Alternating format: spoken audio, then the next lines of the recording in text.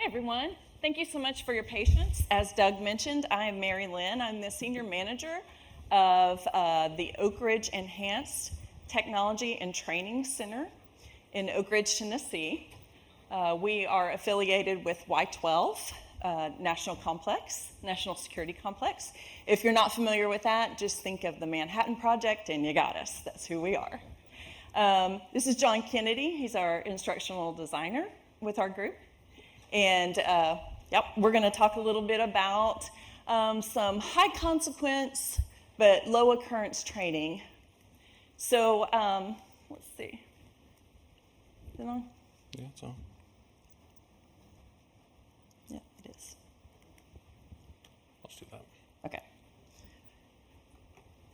All right, so we do have a mission and vision. We are an entire facility of approximately 43,000 square feet.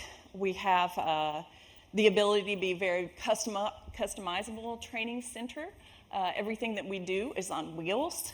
It is very flexible and adjustable to whatever type of training that we're going to do. But today we're going to talk specifically about nuclear and radiological material training. So if you want to go to the next one. Like I said, the facility is about 43,000 square feet. We have 49 offices in the building, and we opened January 9th of last year. We are at maximum capacity now, so we've grown very quickly. We have 3 collaboration rooms, an enormous high bay space. It's 2 stories tall, and it's about 8,000 square feet, so it is enormous. We have brought in fire engines and other training vehicles into that space and done a wide variety of training. And go ahead and go to the next one. The campus is growing. We're getting ready to build our next building, and the next building is what we're calling Origins. Origins is the Oak Ridge Institute for Global Nuclear Security. So we not only work domestically, we work internationally as well. So our educational philosophy and the way that we work is that the first thing we focus on is designing the content and the curriculum and the training. As we design our content and curriculum, we focus very much so on our learner. So who is our learner and how do we best reach that learner? How do we make sure that we are achieving our objectives? And one of the things that we do when we do that is we think very carefully about the tools that we use. So when we think about technology, we think about that as just being a tool in our toolbox. A lot of times when we do our analysis, we realize that, maybe training is not actually the answer. It's not the solution to the problem, and we need to do something else. When we do that, we may find that we actually don't need AR or VR. We don't need an actual sit-down training, walking them through something. We need to go back to the basics with them and do some conceptual learning. So we focus on that a lot. Then we execute that training at ORTIC. And then the last thing we do is we try to stay very innovative. We always want to stay ahead of that curve, but at the same time, think of our learner. We often start in the classroom, which would be that kind of, again, that conceptual learning. What is it that they need to know? What are those facts? What are the essential data points that they need to know? And then we move on to that simulation. So we do a lot of high consequence, low incident training. When you think about nuclear securities or you think about radiological securities, it's a very high consequence if that material gets out and gets in the wrong hands. So, but how often does that happen? Not very often. But if it does happen, it's going to be catastrophic. So then we start doing those simulations. We do the simulations to make sure that our trainees are in a safe environment, but are getting as much impact from the training as they can possibly get. We want to make that as realistic as possible. And then next, we go on to the field training. So that's the actual boots on the ground. They're running through the building, they're doing exercises, or they're practicing in some way what it would be if they were actually involved in a response event. So one of the things that we've tried, and we've had a lot of success with, is the extended realities. You can see up there that we have a lot of digital twin visualization, which our Ashley Stowe and Austin Arnwine are going to speak about as well. We've done some green screen videos. COVID was the nice little kicker to start us on that one. we had a problem with still needing to do all of this great, rich training, but we couldn't go to our trainees' site, and they couldn't come to us. So then we started with, we'll just have an insider at their facility. It was usually a hospital that had some sort of radiological or radioactive source. Film a path to their source, and then we hired actors to act as adversaries inside that path, and then we did a tabletop exercise at a distance with them using that video. The next one is our augmented reality tabletop exercise and field training exercise. We use augmented reality to do tabletop exercises at a distance, and I'm going to show you that here in just a minute. That's why John's put on the headset. He's not trying to just look cool. He's really going to show us something here in a minute. And then we use mixed reality. You guys have heard a lot from haptics. They're one of our biggest partners in using our haptics gloves inside of our gloves box demonstrations, which again, you'll hear about from our other two colleagues. So this is the way tabletop exercises have looked in the past. We print out these big Google Maps. We have the little pieces that sit at the table. You have an instructor who's standing there, usually with his arms crossed, as you can see. And then we roll the dice. We see, how close did you get to actually hitting that person, or what was the chance that they actually got into the building and stole the radioactive material, and so on and so on and so on. Very antiquated, but really good for what we had back in the day. Also, notice everyone is together in the same space. Well, then COVID hit, and again, we couldn't do that. So one of the options was to do videos, and the other option was to, go ahead and go to the next slide. The other option was to do an augmented reality tabletop exercise. So we work with hospitals to help them protect the sources that are inside blood irradiators and other things within a hospital. So they have radioactive material there. And if someone got into the hospital and stole a source from one of those particular devices, the whole world would be in jeopardy. There could be a lot of bad things that could happen. So we decided that we needed a way to do these tabletop exercises despite the distance between us. So I'm going to use, one of our partners is Auburn University Medical Center. I'm going to use them as an example. What we would do with them is we would get them to get their local law enforcement, their on-site security, their radiation safety officer, and their dispatcher and firemen to be in on this tabletop exercise. When the participant puts the headset on, they choose a role. And of course, we want them to choose the role in which they work. We want it to be as realistic as possible, so law enforcement can't see inside the building. On-site security can see inside the building. Of course, the instructor can see inside the building. The radiation safety officer can, as well as the firemen cannot see inside the building either. And dispatchers, what do dispatchers see when they work? What do they see? Freaky computer screens, right? All they see is monitors. Well, when the dispatcher puts on the headset, all they get to see is monitors. So that forces then that communication between the law enforcement, on-site security, and the dispatcher to be through a radio, because they need to tell them what they can't see. So we'll go ahead and we'll start this. We've decided to kind of demo this exercise for you guys. And as you can see, there's the tabletop exercise. So this building is actually a digital twin of our emergency response training facility. We call it ORTIC for short. This is the building where they will actually come for the boots on the ground training when the time is right. But we would ship headsets to Auburn University Medical Center. They would put on the headsets where they were, we'd put them on where we were, and we could do a tabletop exercise together, even though we're hundreds of miles apart. So this was kind of a good breakthrough for us to be able to continue these rich tabletop exercises. So John, as you can see, there is if you'll turn around and show them the display. So this is what the dispatcher will see. They're not going to get to see the building. We tried to put it in one space so you could see everything.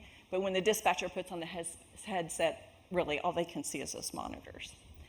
If you look down at the building, you can see that everyone can see the building right now. But if you're local law enforcement, if you're a on-site security, or a fireman, you cannot see inside the building at all. There would be a roof on that building. John, can you put the roof on? And John's an instructor, so he gets to play God, and this is the only time we allow John to play God. But there we go. So that is what law enforcement is going to see. They can actually see inside the building when they get close, but we don't allow them to get that close. We actually have them put a physical table down in front of them. Okay, so as we go through this, what would happen is we have these, it's a normal day, nothing's going on in the hospital except for the usual stuff. And then we have these people who walk up to the front door. And as you can see, that little guy is walking to the front door. This is still kind of this is our version 3.0, so it's in a little bit of a beta stage. So right now what you're seeing is one person, it's gonna divide off into 5 different people, which is a good trick, right? If you're an adversary, that's what you want to do. So we have 2 sitting out on the front bench, 3 in the lobby. And then if we go to the next phase, you're gonna see that they have little red circles underneath them because they're now adversaries. They have long guns, and they have taken the receptionist hostage. Receptionist is going to push on a duress alarm. Who would hear a duress alarm? Security, dispatch, right? So dispatch is going to hear that alarm, but no one else is going to hear that alarm. So now we're asking dispatcher, what's happening, what's going on? Dispatcher is saying, hey, I just got a duress alarm. And then we're like, well, what are you going to do about it? Oh, I'm going to call law enforcement. I'm going to call on-site security, whatever it is that their protocol is, right? So we walk them through this process. They get to put their own characters out there when the characters get there. So there's going to be a delay in response time, of course, right? I mean, the minute you hear a duress alarm, police aren't going to show up like that. It's going to be a minute before they get there. So if we go to, let's go on to phase 3, actually. Thank you. So in phase 3, this is where they have taken the doctor hostage as well now. And then if we go to phase 4, you're going to see some movement here in the building. So now we're asking our dispatcher, what's happening? What are you seeing? Who are you calling? What are you doing? And you can see the dispatcher can say, oh, they're running down the hallway from the lobby, and so on and so on and so on. So they're only seeing what's happening on the monitors. So we do not have sound on this, unfortunately, but there's going to be alarms here in a minute. And remember that each one of these roles is specific to their real job. So we're going to get, if you want to go on to stage 4. That was stage 4. Yeah. That was stage 4. Okay, stage 5, sorry. Let's see. May have to take, thank you. So you can see kind of this orange sphere or orange hemisphere that's sitting up there. That means that the radioactive material is now out of that device, and that's a dose ring. So everyone who is in that space is getting a dose of radiation.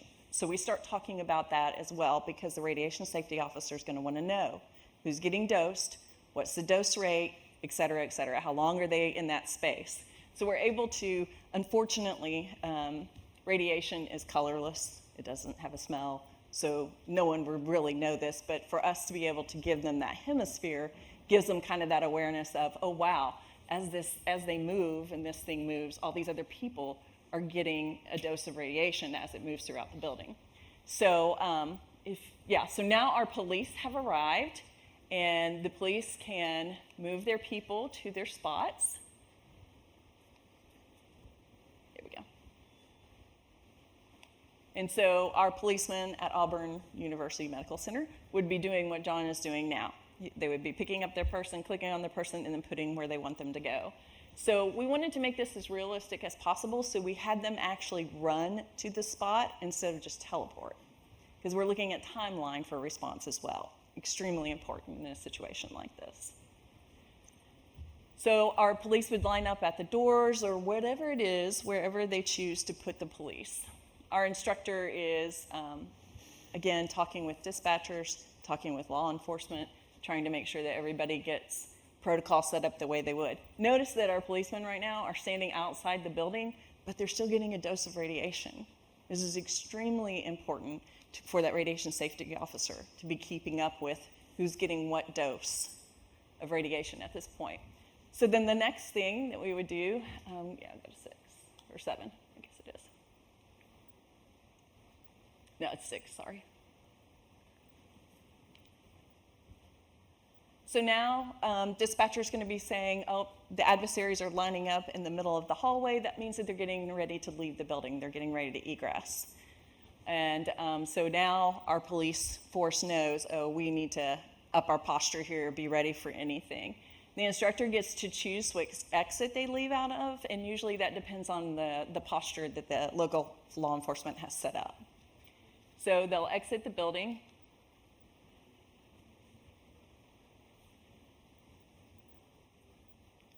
And you're going to see that law enforcement will take them down. It's getting chunky on me. Yeah, it never fails, right? So law enforcement will take those adversaries down. Now, by law, they have to administer aid because they have shot someone, right? So now we're talking about, okay, how long can you get, how close can you get, what's your radiation dose looking like, and so on and so on. We have that PRD, it's a personal radiation detector. It was that yellow thing that you saw on the, can you pull up one of the PRDs? I can, but we're being real bold. It's really chunky right now. It makes it hard to do that. They will pull it up, and they're getting a real-time reading of what the dose rate that they would be receiving at that moment. So then we start talking about time distance shielding. How long can you stay in that? Is there anything that you can run behind? And we allow them to move their police cars to the scene so that they can get behind those police cars and create that barrier between them. We start talking about, all right, radiation safety officer, how are you going to switch out people because you have a crime scene now, but you also have a hazmat situation, so we're talking to our firemen as well. And anyway, so we walk through this whole process with everyone using AR for this particular purpose. Okay. So. Got it.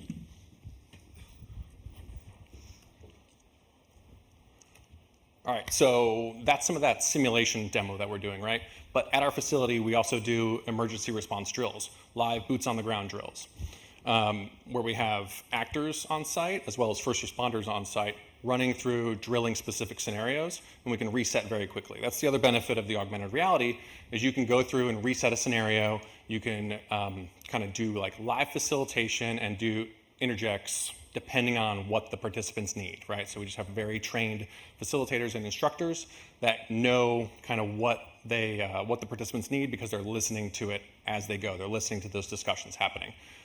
As we shift to that more technological and AR space for these emergency response drills, we have a technology that we can actually go through and map a space with LiDAR and then pull that up. So we have a demo space in our office where we map down the hallway, and then we can bring up adversaries or bystanders in that space in AR, and we can have real blue fire weapons that you just use air triggering to simulate real weapons. And they are actually real weapons that the pins have been removed. And then we can bring first responders in and do some of that live training. And we can, again, reset those very quickly. We can even go to sites, map that facility in with LiDAR, and then use that in our high bay to walk through their hallways, which is very cool. Am I missing anything on this? Nope, you're good. The other piece we have, which I'll show you what's behind Joey here, but we like to mix reality too, right? So Joey is standing in front of what's called a PIDUS in a box. So a PIDUS is a standard security tool kind of in the sector that we work in.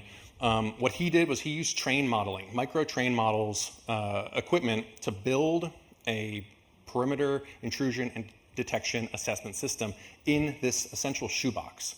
So this was to do virtual training with groups in other countries to kind of just run through scenarios of a closed circuit TV system and a cast system, so people can just talk through maybe what's happening with my live cameras in this. Do they have water on them? Maybe they're dusty because they're in dusty environments.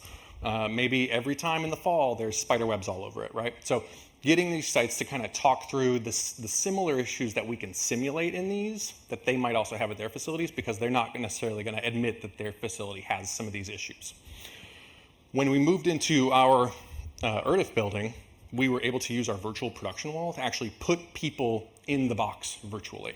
So instead of Joey using game pieces, now I can put Joey in the box. It's hard to see him, but you can see him right up there. Yeah, it's very tiny. Right-hand but then corner. he can go in that space, and then he could run through those drills live in the space. And we can even do that with in-person training at our facility or continue doing it virtually.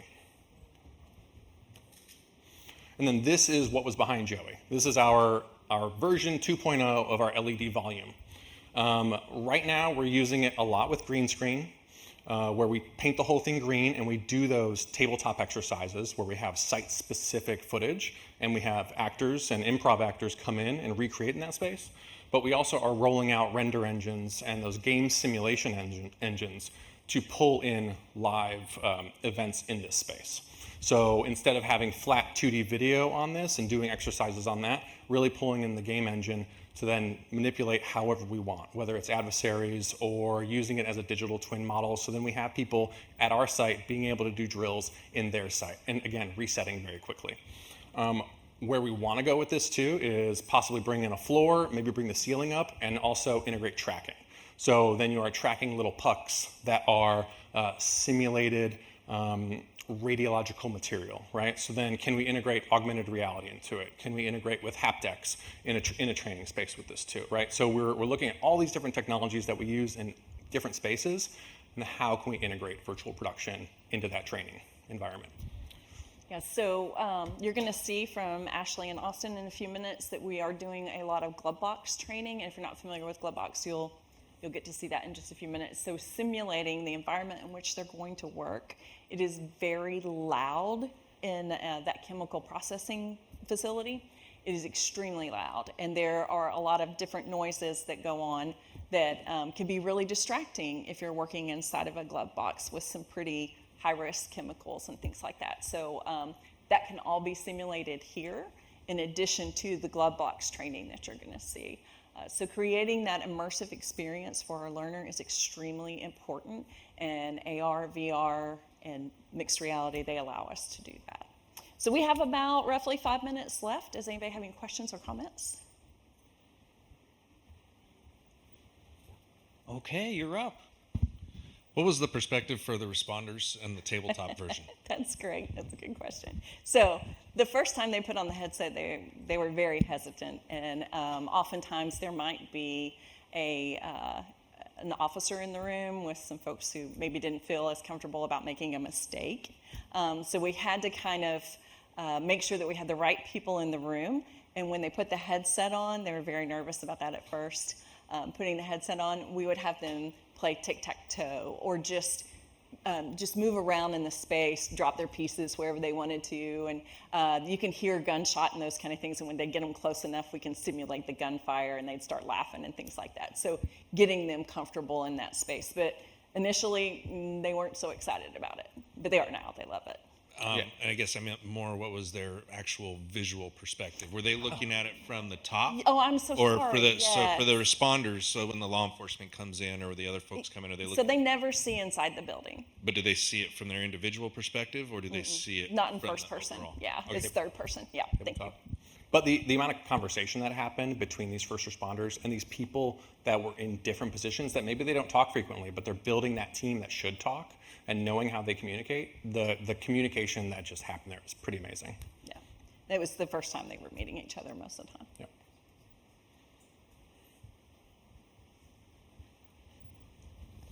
Just a two-part question. So I'm assuming there's more of you developing this.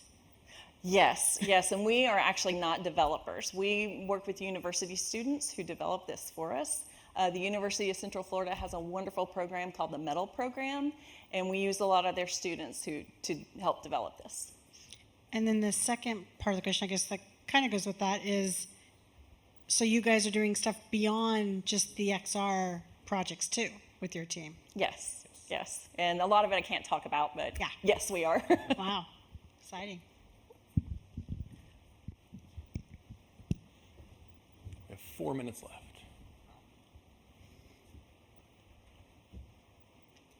That's the best response in the world. Can't talk about it. Sorry. Sorry. Yeah. Yeah, but that's another thing too, right? Security is pretty heavy when you've got Bluetooth, Wi-Fi, cameras, speakers, microphones, and a headset. So taking that into those high-risk environments or very sensitive environments has been kind of tricky, and we've worked very closely with our cyber folks on that. So. Yeah, and the previous group also made a comment about people being let in to do LiDAR scans in the caves, right? So similar to us with either international partners or domestic partners, they might not want us to come in and scan their path to their very valuable source. So it's just building those relationships and going through it as best we can. That's why that is a model of our facility, right? So our facility is unclassified, it's open to the public. And so we can really run through and drill the procedures that they kind of go through in a real environment or a real scenario. Could you explain a bit more about the virtual production and the use of the green screen? Yeah. So Mary touched on it a little bit, right? But during COVID, we couldn't go to hospitals and do the standard tabletop exercise or the drills that we would do at those hospitals when we actually walked down their facility. So what we did is we worked with trusted agents to film a path to that source in a hospital. And so then whenever we go to that hospital to actually train, we have a presentation set up where we've recreated the inside of that hospital using green screen production. So we essentially shoot plates all over the hospital, or they shoot a video path and we take screenshots of it. So then as we go into that training, the participants see the same front door that they walk into every day, the same hallway they walk down, the same back door that they hold open and let their friends piggyback behind them, which maybe they shouldn't be doing.